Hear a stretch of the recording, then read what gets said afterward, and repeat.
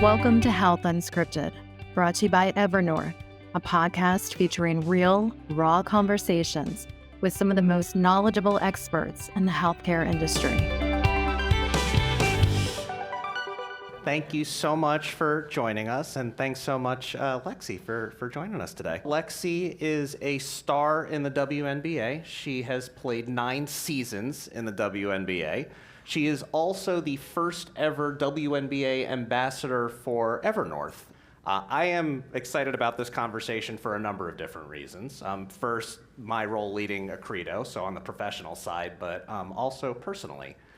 Many of you may not know, I have a very similar illness to Lexie. When I was 17, I was diagnosed with ulcerative colitis, which is a very similar disease to Crohn's disease. It's another form of IBD. And it's something I've been battling throughout my adult life as well. So excited about this professionally, excited about this personally as well. So thank you again for joining us today. Before we get into Crohn's and all of that, why don't we just start talking about basketball? Yeah. All right, so first question for you. When did you first fall in love with the game of basketball? Probably in elementary school. I know y'all saw the picture when I was a baby and being little with my dad. That was really the reason why I started playing basketball, was to spend a lot of time with him. He played in the NBA. He traveled a lot, so a lot of the times that I wanted to spend with him were in the gym at his practices. And when he, started training me, that was just daddy-daughter time for me. When I got around, 12, 13 is kind of when we both realized that I could actually potentially have a career in the WNBA. It was around when I was growing up. He was a coach in the WNBA, so I was able to experience it firsthand as an elementary school girl, being around those amazing women.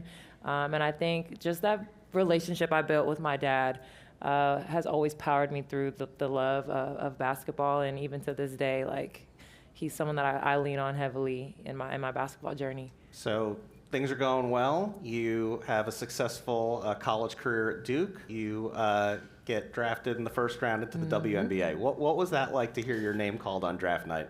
It was amazing. 2018 was when I got drafted, and usually the drafts had been at Mohegan Sun in Connecticut, so this huge arena.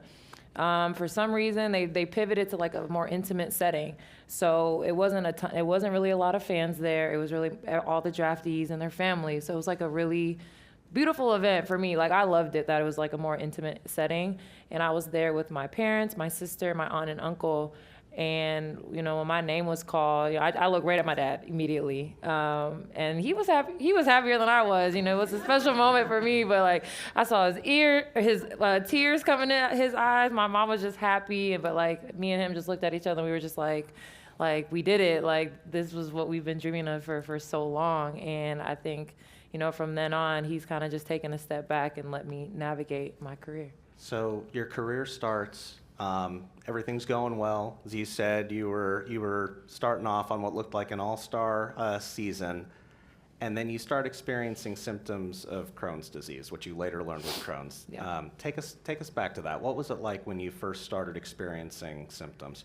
Yeah, it was scary. I've had a very complicated career as far as, I've been on multiple teams. I got drafted first round, didn't play, got traded, played. Then we had the COVID season in the bubble. So, I've just been through a lot of things as a WNBA player. And I finally got into a situation where I was starting, at a leadership role. I was a veteran on this team. I was, had trust from my teammates, from my coaches, something that I had worked really, really hard for. And suddenly my body just started betraying me in ways that I had never experienced before. I've never had a major injury. I've never been out before. I never had a major surgery leading up to this point. And all of a sudden, I was not able to get through practices. I was in excruciating pain every day. I couldn't get through meals. I couldn't, sleep through the night. And I just had a lot of questions, and I had no idea what was going on. And, you start Googling things, WebMD, and I'm like, am I gonna die? What is going on here right now? So it was really scary for me. And ultimately, I just had to ask for help. And that's, how we got to this point. I remember when I was first going through symptoms, they didn't have Google back then. Gosh. But yeah, I know, right? He was at the library with it. Yeah, nah. Well, and I did what most people, probably do. At first, you think it's going to go away, right? Yes, absolutely. And yeah, as a 17-year-old boy, these can be embarrassing symptoms. I didn't exactly want to start talking to my parents about that. Eventually, it gets bad enough that you realize you don't really have a choice. I remember going to my pediatrician, who said it was nothing and would probably go away. And my mother thankfully didn't accept that, and eventually, got started on therapy, but that was months. Yeah. And, living with a disease like this, I know when I feel bad, it's hard to get out of bed. I can't even imagine playing competitive basketball. I wouldn't be playing competitive basketball anyway, but I can't even imagine trying to compete at the highest level. What was that like when you're having these symptoms and you're trying to compete at the highest level and people don't really understand what you're dealing with? How did you navigate that?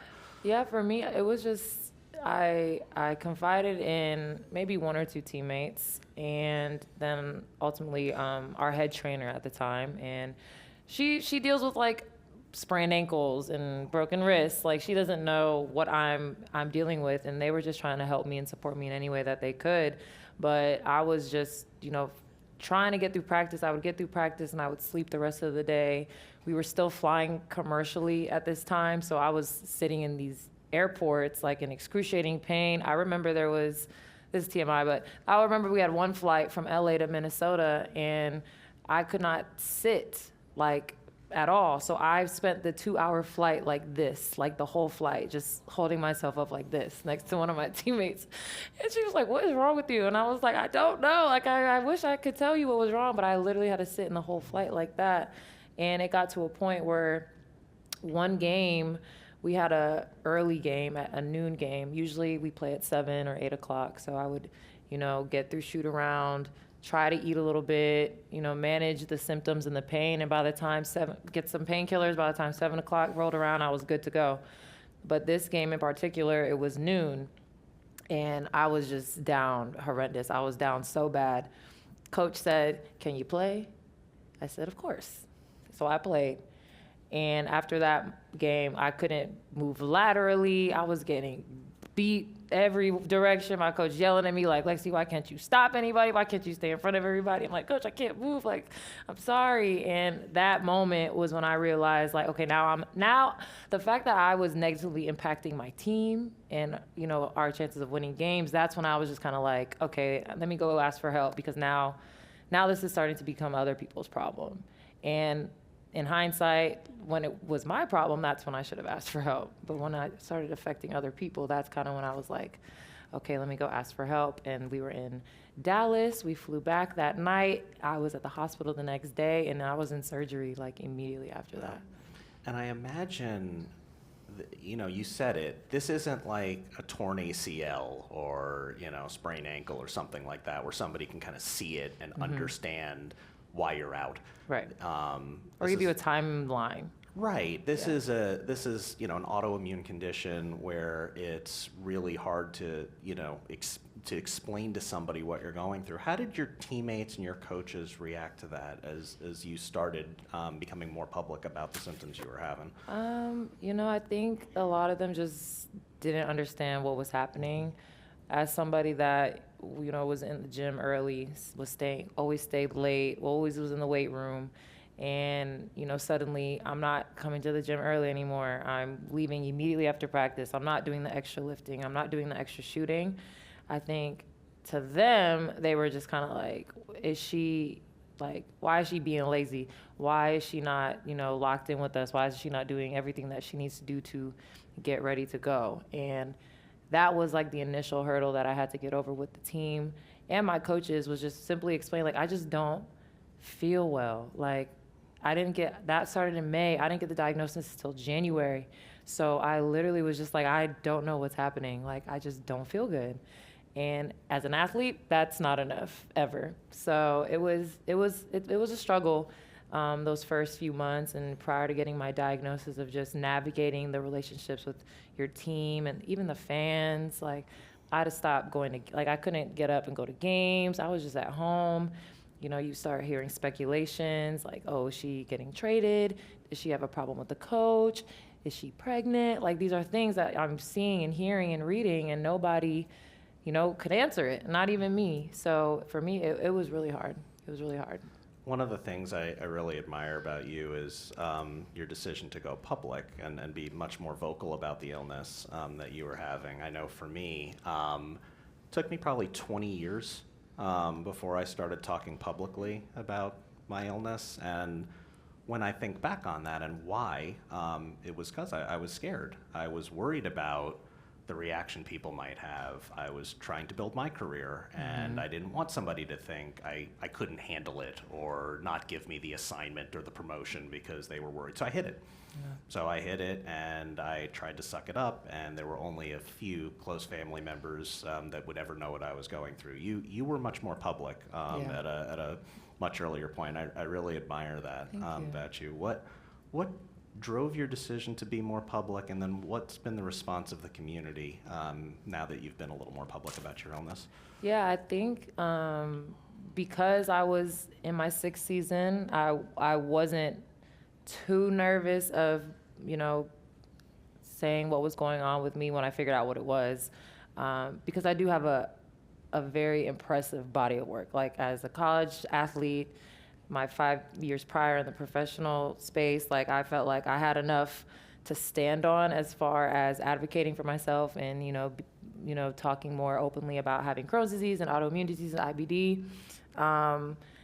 The response from the WNBA coaches, players, fans was not what I was expecting. There were, a lot of fans that were like, oh, we're praying for you, like, we feel sorry for you, like, this is amazing. A few months into that, I just built a little community on TikTok, actually, of other people battling with IBD and Crohn's, and it ended up being, one of the most amazing communities I've ever been a part of, and knowing people that are dealing with similar things and hard things, and hearing how my advocacy for myself helped them advocate for themselves, or me getting through a hard thing help them get through a hard thing. So eventually Accredo became a part of your journey. Talk about how you first got connected with Accredo. When I first was getting medication, I was having to go to the hospital for infusions, and that would take 3 to 5 hours of my day. In the off season, not the worst thing ever, but in the middle of a season, I've rarely had 3 to 5 hours in a day to go sit in the hospital and get infusions. So the medication was working. I was like, this is just my life now, okay? Like, I'm just gonna have to go to the hospital once a month and hang out with the nurses and get the needle stuck in me. And the medication actually stopped working. So we had to pivot, and I started taking a new medication where I could just do the injectables at home. And that's when I started working with Accredo and getting connected with them, because I get my medication delivered to my house or wherever I am in the world, which has been game-changing for me. You mentioned you got the app on your phone. What are some of the ways that Accredo has helped you on your care journey? Yeah, I think the biggest thing, like I mentioned, just being on the move all the time. I have like 7 addresses saved in the app. Like, I am in one city, for 1 month, and I'm in another city for the next. I might run out of medication in the middle of a road trip, so I have to like pre-order it to maybe a hotel we're staying at or something like that. And you just do it right on your phone. It's so easy. Sometimes I'll have to call and talk to someone, which is fine. I love talking to people, but it's a quick conversation, and they're so helpful, and it's so flexible, and it's changed the trajectory of how I've handled this as a pro athlete, for sure. So one of the things I know you've talked about before that you're passionate about is the connection between physical health and mental health. Just talk about why that's important to you and how you think about that. I think mental health has just been very stigmatized. I think everybody knows that, and I think in the last 10-ish years, it's lost that stigma a little bit. I think now there's just so many different ways to ask for help and seek help that aren't super stigmatized. And you don't have to be like super down bad. You don't have to be dealing with like severe depression or anything like that. You could just need, a space to provide a safe space for yourself, to be in a safe space with other people. And I think that is a direct correlation to your physical health. And, you know, when I was researching Crohn's, like, how did I get this? Like, where did this come from? Some of it was talking about being under a lot of stress.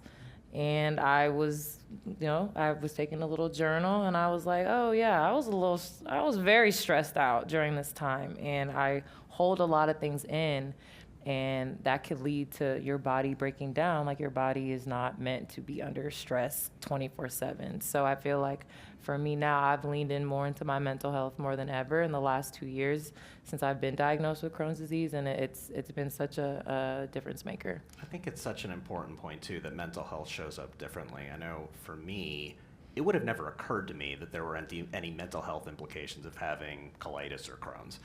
And for many years for me, I would have said, it's just something you deal with. Yeah. And the first time I started noticing it was when I had children. And if they had a stomach ache or some sort of stomach bug, I would get disproportionately nervous relative to what I probably should have been. And for me, it was, oh my God, I hope I did not give this to another human being. And I, even now, when the kids get sick, it's something that goes through my head. And I think we don't always think about the different ways that a chronic illness can impact an individual. And I think, to your point, there's that connection between the mental, the physical, and how everybody shows up each day. Again, like, I can't thank all of you guys enough for what you guys do. Like, it's really helped me and has changed how I've been able to navigate this disease, and probably extended my career a few years, honestly. So thank you guys so much. Thank you for listening to this episode of Health Unscripted, brought to you by Evernorth. If you enjoyed today's show, please take a moment to subscribe wherever you get your podcasts.